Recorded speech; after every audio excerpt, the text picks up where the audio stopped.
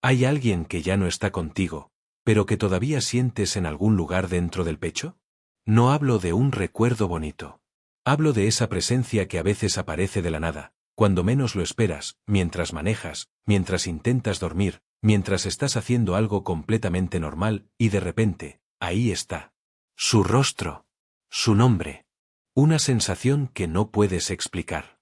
¿Qué si eso no es casualidad? ¿Qué si hay algo que esa persona necesita de ti ahora mismo, aunque hayan pasado años desde que se fue? Hoy vamos a hablar de algo que la mayoría de los sacerdotes no explican con claridad. Algo que la Iglesia lleva enseñando 2000 años, pero que muchas familias desconocen completamente.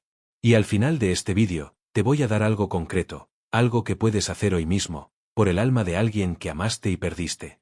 Quédate hasta el final. Lo que viene puede cambiar todo. Y si este tema toca tu corazón, suscríbete ahora para no perderte lo que sigue. Permíteme hacerte 2 preguntas. No las respondas en voz alta. Solo déjalas entrar. Primera, ¿tienes a alguien en tu familia que murió en los últimos años?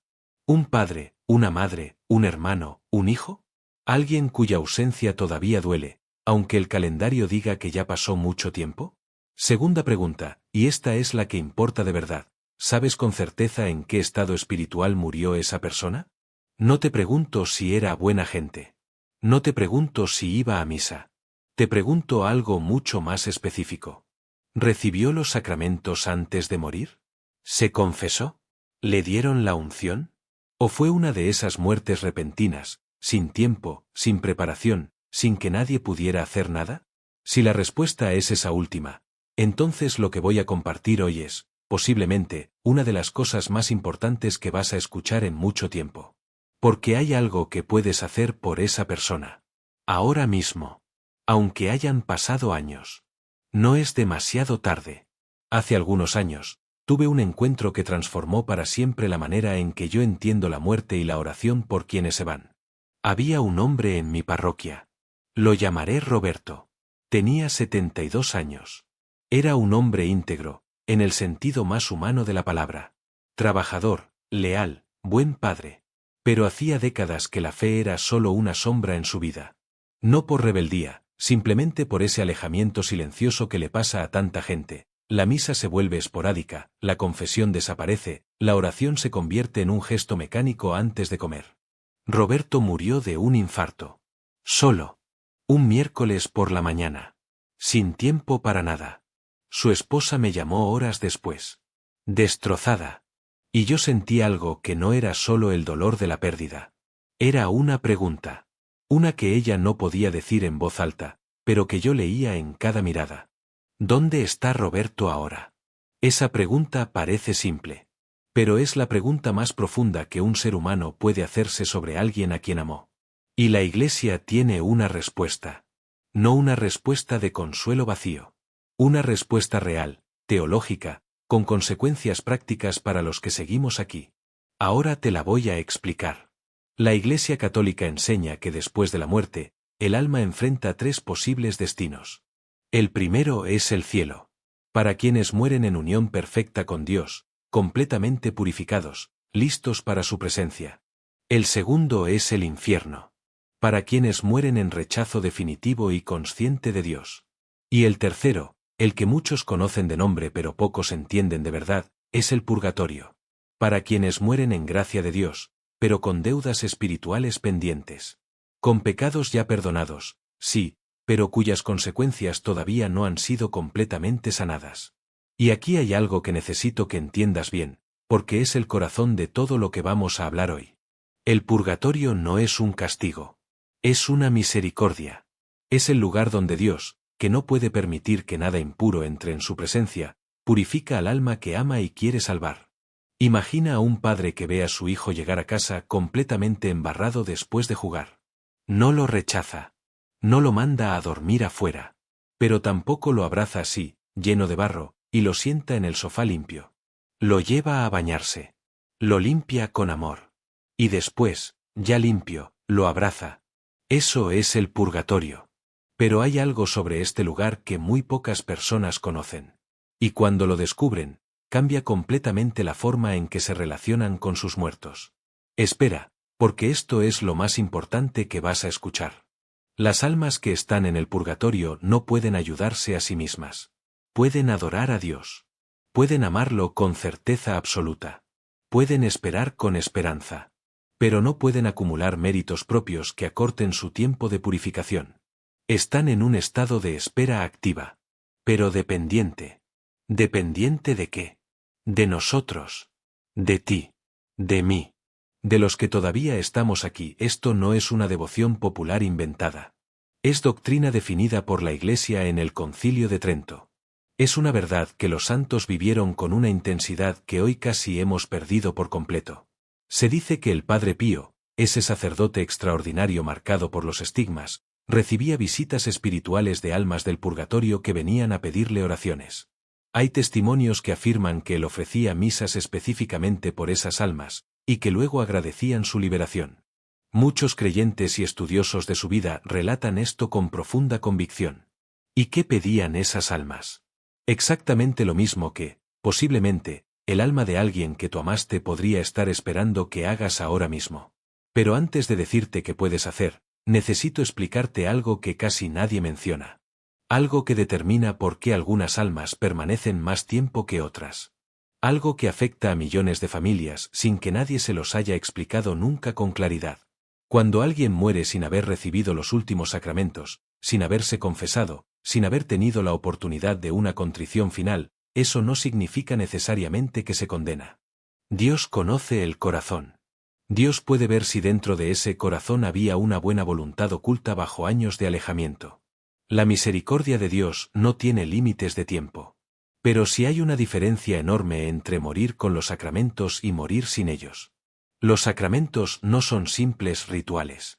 Son canales reales de gracia.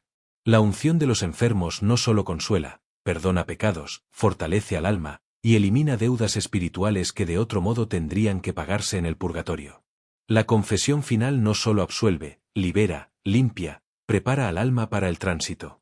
Un alma que muere con esos sacramentos llega al purgatorio, si pasa por él, mucho más ligera. Con menos peso. Con menos tiempo de purificación por delante. Un alma que muere sin ellos, incluso si llega al purgatorio en estado de gracia, llega cargando todo el peso de una vida que no pudo ser completamente entregada antes del último momento. Y ese peso tiene que purgarse. Y ese proceso puede ser largo. Y doloroso. Y solitario, si los que quedamos aquí no hacemos nada. Piensa ahora mismo, ¿cuántas personas conoces que murieron así? De repente. Sin tiempo. Sin preparación. Seguramente más de las que quisieras contar. ¿Hay nombres que te vienen a la mente en este momento? Nombres que llevan tiempo sin aparecer en tus oraciones, pero que todavía pesan en algún lugar del corazón. No es demasiado tarde para hacer algo por ellos. Y ahora te voy a decir por qué. Hay algo sobre la naturaleza del tiempo en el purgatorio que, cuando la gente lo entiende por primera vez, los deja sin palabras. El tiempo allí no funciona como el tiempo aquí. Lo que para nosotros son meses o años, puede ser algo completamente diferente para un alma en purificación. Y se cree, según la tradición teológica de la Iglesia, que una sola misa ofrecida por esa alma puede equivaler, en el plano espiritual, a lo que de otro modo tomaría muchísimo más tiempo. Un solo rosario rezado con intención específica por esa persona puede tener un efecto que nuestra mente humana simplemente no puede calcular. Esto no es algo que yo me esté inventando. Es la teología de la comunión de los santos, uno de los dogmas más hermosos y más olvidados de nuestra fe. Nosotros, la Iglesia que peregrina en la tierra. Las almas en purificación, la Iglesia que sufre. Los que ya están en la gloria, la Iglesia triunfante. Tres estados de la misma Iglesia. Conectados por la oración y por la gracia. Capaces de ayudarse mutuamente a través de la frontera de la muerte. Eso significa que cuando tú rezas esta noche por alguien que murió hace 10 años, esa oración no se pierde. No rebota contra el techo de tu cuarto. Cruza la frontera entre los mundos y alcanza a esa persona que amas. Eso es la comunión de los santos. Y es real. Y en un momento te voy a dar 5 maneras concretas de hacerlo. Pero antes, necesito hablarte de algo que quizás ya has experimentado y nunca supiste cómo interpretar. Alguna vez estabas haciendo algo completamente ordinario, lavando los platos, manejando, intentando dormir, y de repente el recuerdo de alguien que murió apareció en tu mente con una claridad que te sorprendió? No como una cadena lógica de pensamientos. Como una irrupción. Un nombre. Un rostro. Una sensación entre nostalgia y urgencia que no puedes describir bien. Eso es la primera señal.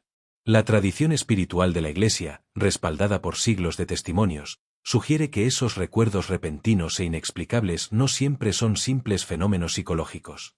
Se dice que, en algunos casos, el alma en purgatorio puede, por permisión especial de Dios, tocar ligeramente la memoria de alguien que la amó, como diciendo, aquí estoy. No me olvides. ¿Hay alguien cuyo nombre te ha venido así en los últimos meses? ¿Alguien por quien no has rezado deliberadamente en mucho tiempo? No lo descartes. La segunda señal es la culpa que no desaparece. No el escrúpulo exagerado. No la culpa neurótica. Sino esa culpa tranquila, persistente, que aparece cuando piensas en alguien que murió. La sensación de que deberías haber llamado más. Haber estado más presente. Haber rezado más por esa persona cuando todavía estaba viva. Hay teólogos que señalan que ese tipo de culpa, cuando no corresponde a un pecado real que necesite confesión, podría ser una señal de que el vínculo espiritual con esa persona todavía está abierto. Que hay algo pendiente que la oración puede cerrar. La tercera señal es la más intensa, y es la que más preguntas genera cada vez que la menciono. Los sueños en los que los difuntos piden algo. No los sueños ordinarios donde aparece alguien como un elemento más de la trama. Sino ese tipo de sueño específico. Alguien que murió aparece con una presencia inusualmente vívida. Con una expresión que no es de paz.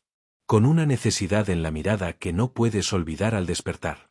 La Iglesia no canoniza estos sueños automáticamente como revelaciones. Pero tampoco los descarta. La tradición católica los reconoce como una posibilidad real dentro de la providencia de Dios. Se dice que el Padre Pío mismo hablaba de este tipo de comunicaciones espirituales entre los vivos y las almas en purificación.